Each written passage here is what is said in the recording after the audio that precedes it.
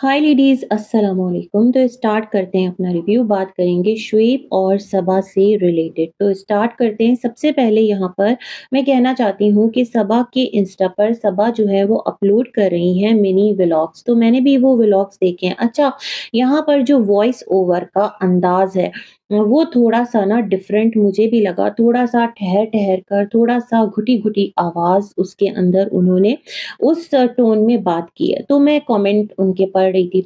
अच्छा, वहाँ पर क्या है कि लोग कह रहे हैं कि ये तुम्हें क्या हो गया है? किसकी तरह तुम बात कर रही हो? ये तुम्हारा तो स्टाइल है नहीं।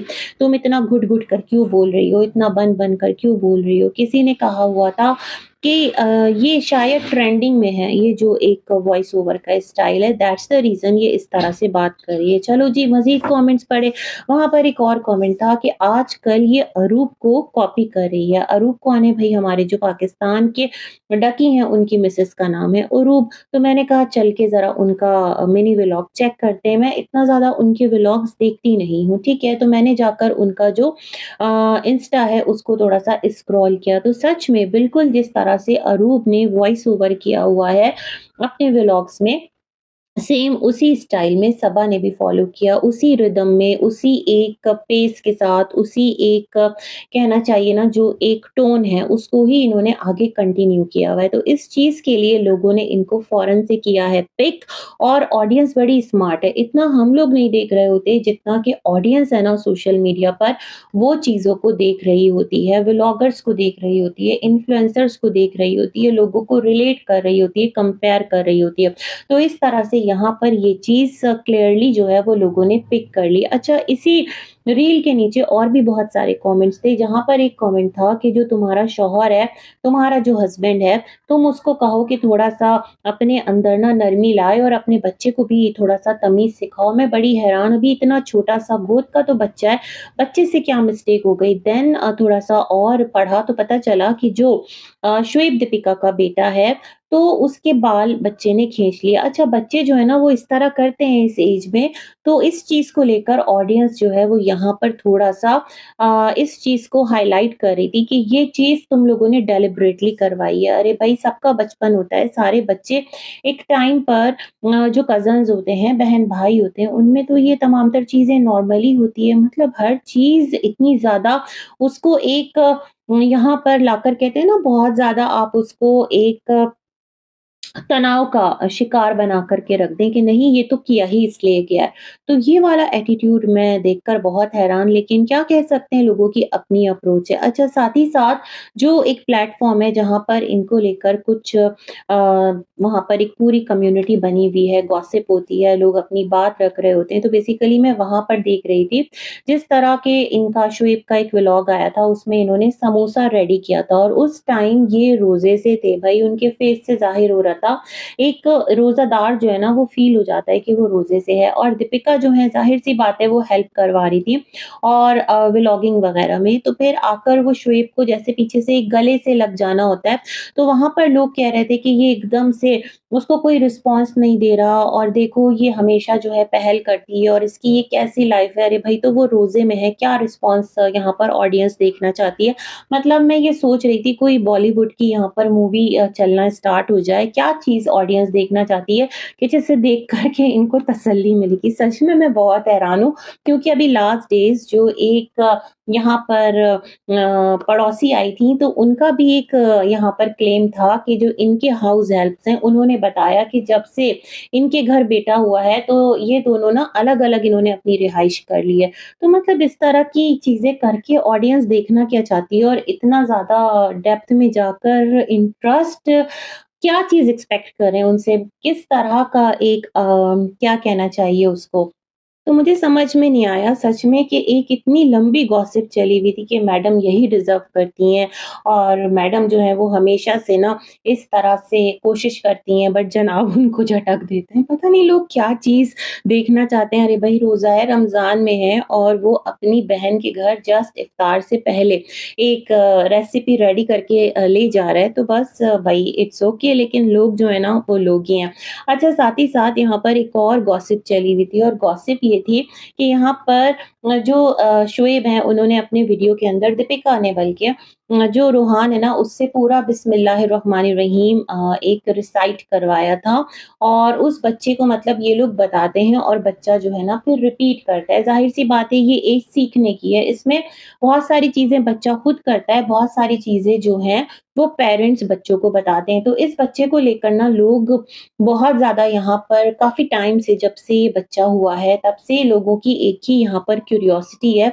अल्लाह ना करे किसी के बच्चे के साथ कोई प्रॉब्लम हो, लेकिन उनका ये मानना है कि जो बच्चा है वो ऑटिज़्म का कुछ इस तरह से शिकार है, खुदा ना करे। मतलब ये लोग इस ट्रैक पर सोच रहे होते हैं और वहाँ पर जो कंसर्न शो कर रहे हैं, वो ये कर रहे हैं कि ये जो इन्फ्लुएंसर्स हैं ना, दीपिका, शुएब, ये क्या कर रहे हैं कि अपनी देखने वाली ऑडियंस में जिसमें कि हो सकता है बहुत सारे लोगों के घर में कोई भी इंसान इस चीज़ से, इस सिचुएशन से गुज़र रहा हो, बच्चा ही नहीं बड़ा भी इस सिचुएशन में हो सकता है। तो यहाँ से ये लोग इस ट्रेंड को प्रमोट कर रहे हैं कि अगर आपके घर में कोई ऐसा है तो उसको थेरेपी की ज़रूरत नहीं है, आप लोग उसको बस नॉर्मल लीजिए। अरे भई पहले आप ये चीज़ तो समझने की कोशिश कीजिए, क्या इन्होंने इस चीज़ को आकर डिक्लेयर किया है कि खुदा ना करे उनके बच्चे के साथ कोई ऐसा प्रॉब्लम है? क्या कभी किसी व्लॉग में बोला है?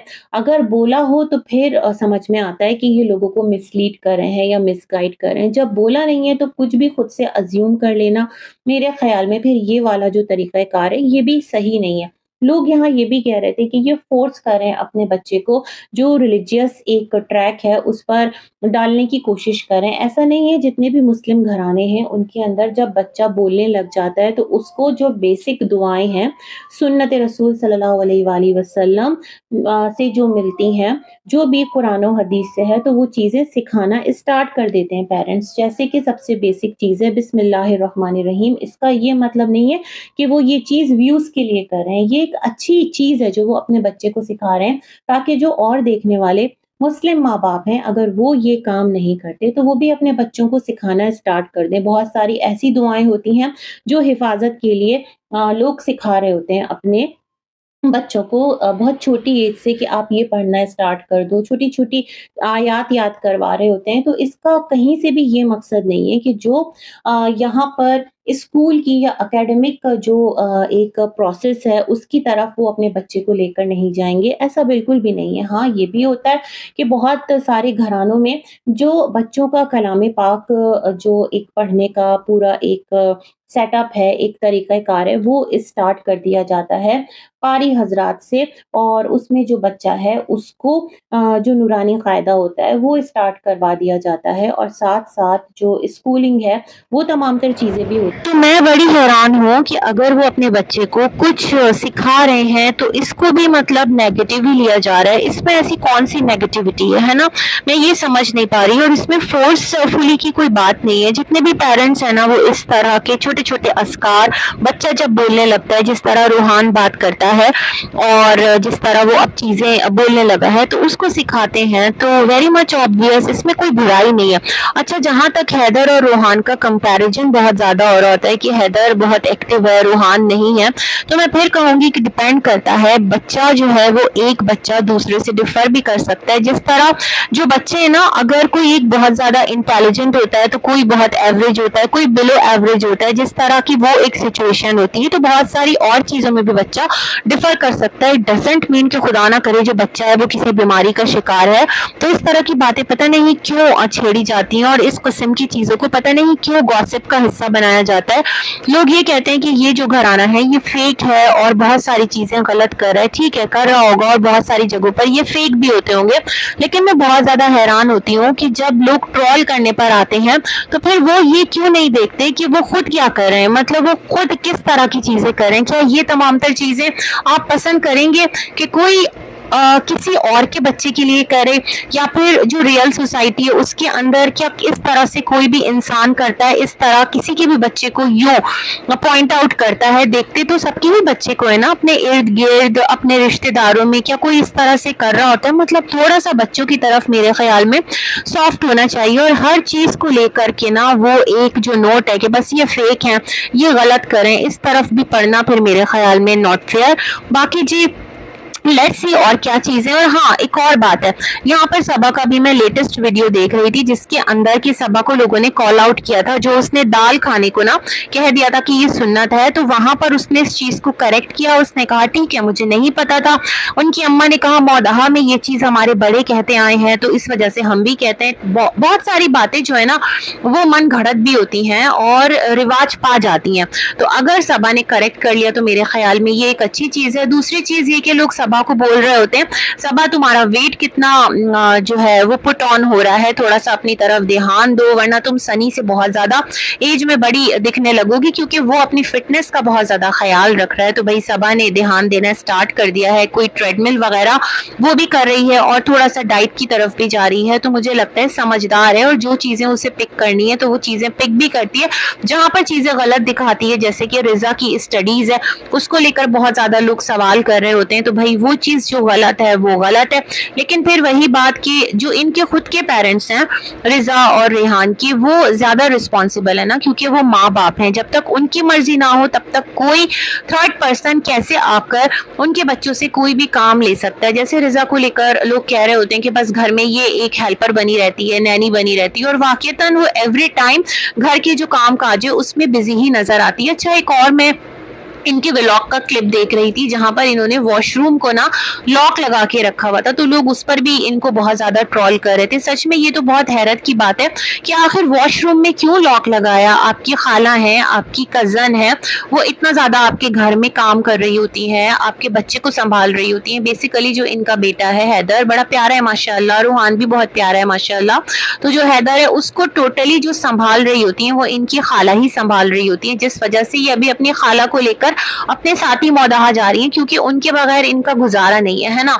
अब ये मौदहा जाएंगी तो वहां पर जो खाला है वो अपने घर जाएंगी, फिर वहां पर अम्मा आएंगी यानी इनकी नानी अम्मा, और फिर इस तरह एक मिलना मिलाना होगा। वैसे इस बार जो सबा है वो ससुराल के बच्चों को लेकर भी काफी ज्यादा एक्साइटेड है, क्योंकि जो इनकी ननद है उनके साथ इनका एक अच्छा पैचअप हो गया है, जो कि एनएफ की ममानी जान लगती हैं। और एनएफ के बारे में मैं एक चीज शेयर करना चाहती हूँ। मुझे किसी ने कमेंट किया था, स्क्रीनशॉट में लगा दूंगी, तो उसमें उनका कहना था कि जो इनके नाना अब्बू हैं एनएफ के, उनकी डेथ हुई थी और ये पहली बार अभी जो कतर से आई थी ना मौदहा, तो ये अपनी नानी से नहीं मिली। हालांकि इनके नाना अब्बू की डेथ इनके एब्सेंस में हो गई थी, तो भी ये मिलने नहीं गई क्योंकि मामू से नाराजगी हो गई थी। नाराजगी का क्या रीजन था, वही जो सबा फैमिली है और जो भी चीजें चलती रहती है, तो ये तमाम तर बातें भी हो रही थी। क्योंकि देखिए रिश्तेदारी तो है ना एनएफ की, दूर पार की ही सही, लेकिन सबा शुएब इस तरह से इनकी एक रिश्तेदारी में तो आ ही जाती हैं। तो खैर ये तमाम तर सिलसिले तो पार्ट ऑफ द शो है, चलते रहेंगे, गॉसिपिंग इस तरह से होती रहेगी, लेकिन फिर भी एक लिमिट होती है।